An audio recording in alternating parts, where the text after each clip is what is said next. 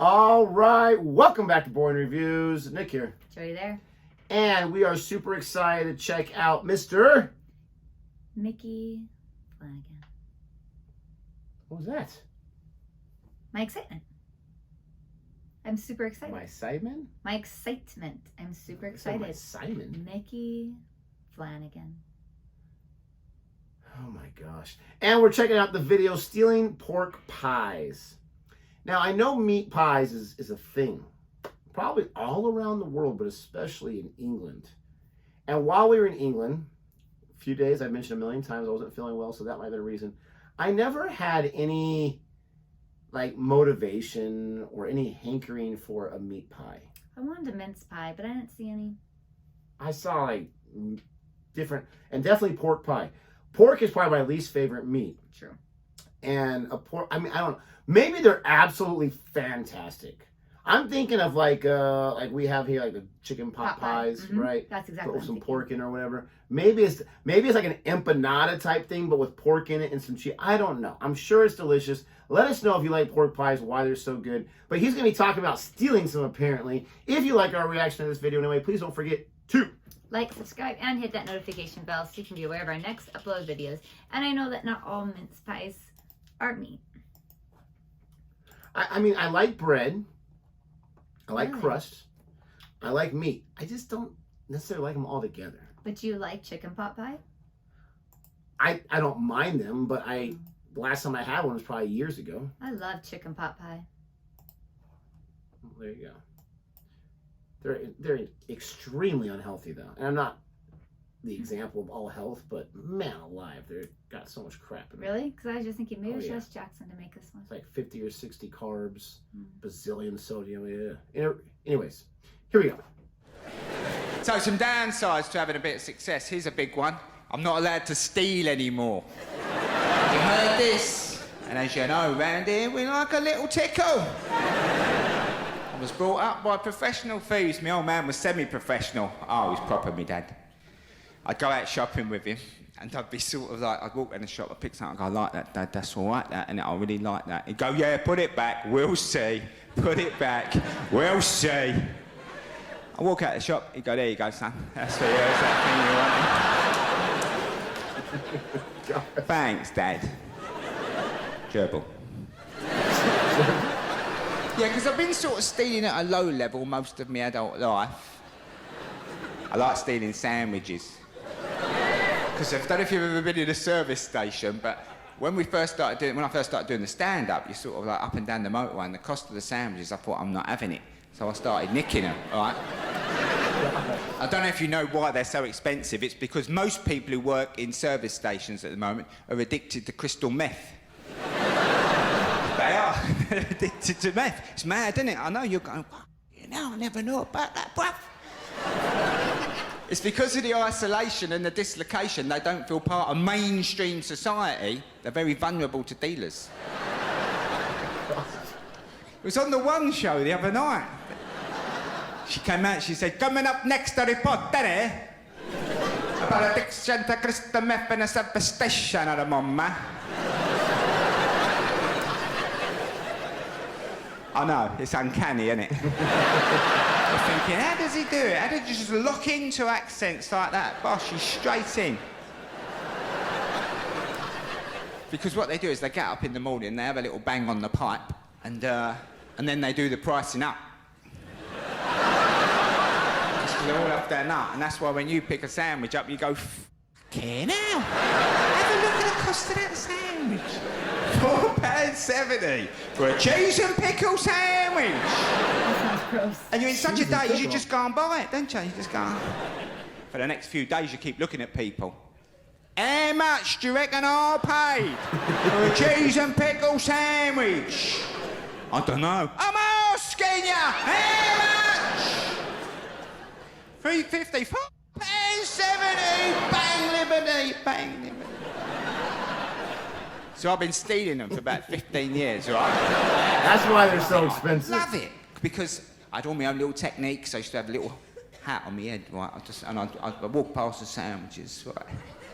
I'd have a little look in, and the hat would fall off, and I'd go, oh, my hat. And as I picked that up, I would just push it down over a sandwich. Lift it out. Bosh, out the building. You ain't got to take these ideas on, just introducing you to them, that's all. But when we had the bit of success, we were called in by the promoter, right? Because we were about to go off on a massive UK tour, and he sat me down. Bit of a meeting, we had a bit of a meeting, didn't we? The promoter said, we've had a little bit of a whisper. Oh, no. That you steal sandwiches when you're on the road. I had to front it out, didn't I? I said, yeah, I do. What's your problem? Got a bit tasty, bruv. Got a bit tasty, right? The promoter said, I'll tell you our problem. We can't have a couple of 1,000 people waiting to see you. You're nicked down to a sandwich. We'd have to give everyone their money back. The insurance people won't pay out. Do you see our problem? I said, all right, don't f***ing go on about it. I'll give it a miss. And I left. I nicked a pen. It was a big quality one, right? And so I stayed strong for about 80 days. I didn't nick nothing, right? The Lord, he did guide me. Led me by the hand into a righteous way. So I ain't, thank God. So I didn't steal nothing, right? Nothing for 80 days. But then, walking around the service station on the way to Cardiff, right? I saw them there. 2 mini pork pies. And on the packet, it said pocket-sized. Eh? Teas in A&A, teas in A&A. Because there's another thing that'll happen. Every now and then I'll just become Afro-Caribbean, innit, right? Because when I was growing up in the 70s, a lot of my mates were from the West Indies and they were the coolest kids in school, and this is how they used to walk. Limp drag, limp drag, limp drag. And they taught me how to walk like it. Limp drag, limp drag. And you got to admit, it's a cool walk, isn't it, the limp drag? But you've got to have a lot of time on your hands for the limp drag.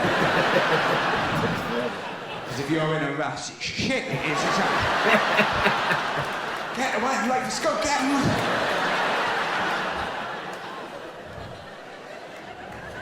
You've got to have a lot of time on your hands. I used to walk along the Bethnal Green Road. What happened, mother? What happened? Well, you're wearing one of your trainers out a bit lively, ain't you? No vex me, you pussy cloth, no vex! Really enjoying himself. So, I've nicked the 2 mini pork pies. That's the top and bottom of it. I'm in the queue now. We're paying for the other bits. I'm going through changes now. And I'm thinking, oh, you maniac, what have you done? I'm waiting for the tap on the shoulder. They always get you at the checkout, don't they? Well, come with me, sir. I'm thinking, right, get your story straight, Flanagan. What are you going to tell these people? Cry for help. Touched as a child. I was on it to knockout.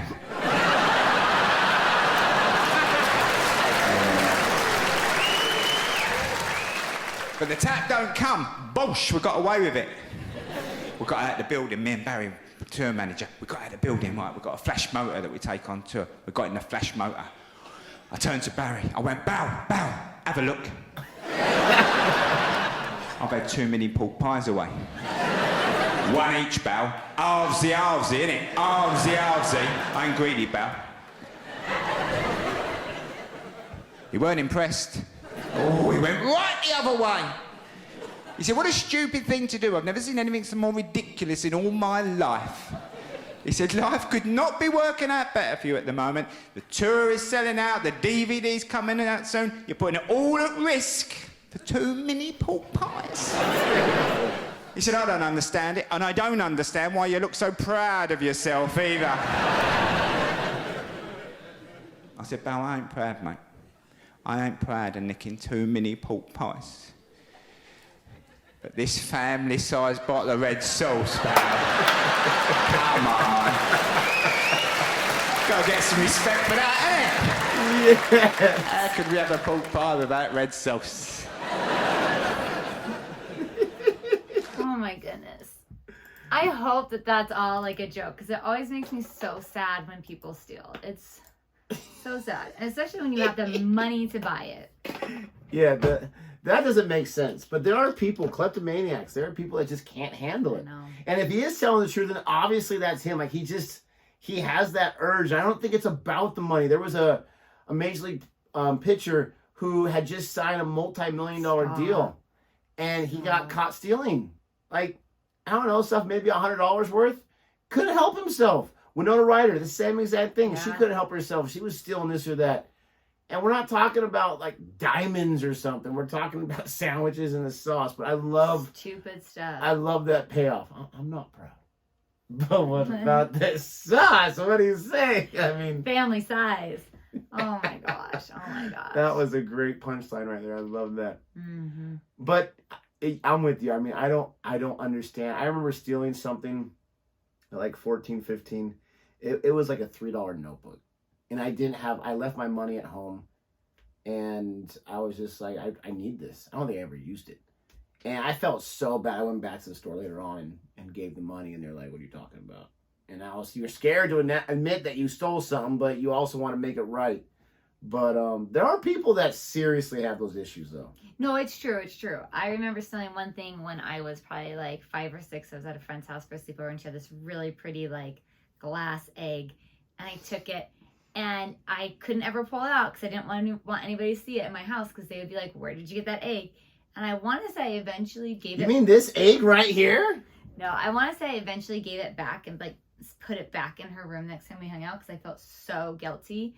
But I've just never understood, because the thing is that like when you steal, you're hurting other people, and some people are like, yeah, it's just corporations, it's not that big of a deal. It's corporations. But like, I love that answer. Seriously. But when you do steal, like when people steal from even like teachers' classrooms, like I had to pay for all that, so you're hurting me. Like now I'm not going to bring anything nice into the classroom because you guys obviously can't handle it. And I feel like, anyway, I just struggle with stealing because I feel like struck a nerve. You can. It did. It really did. And I know here people are, oh my gosh, she can't handle anything. It's just a joke. And I get that. But for me, I just feel like you hurt people when you steal. I just struggle with it. I think that when you make light of it and when you joke about going and stealing, then you kind of, in your own right, are promoting it. And people are like, oh, well, if Mickey thought it was cool and if he does it, then I can do it and I can be like Mickey. And that's where I struggle. So, if you know anyone that has struggled with a stealing incident, please call our number below, and we have people waiting to help you out. The more you know. I understand what you're saying, and I love you to death. But yes, you're going to get destroyed because we get it. It's just it's a joke. He's joking around, but she's just talking about the topic and her feelings about it. I just know way too many people who look up to people, and when people joke around about that, they take it seriously and they go. You mean we live in a society of sheep? Mm-hmm. Mm-hmm. Speaking of sheep, if you like this video, please don't forget to like and subscribe. And until next time. Goodbye.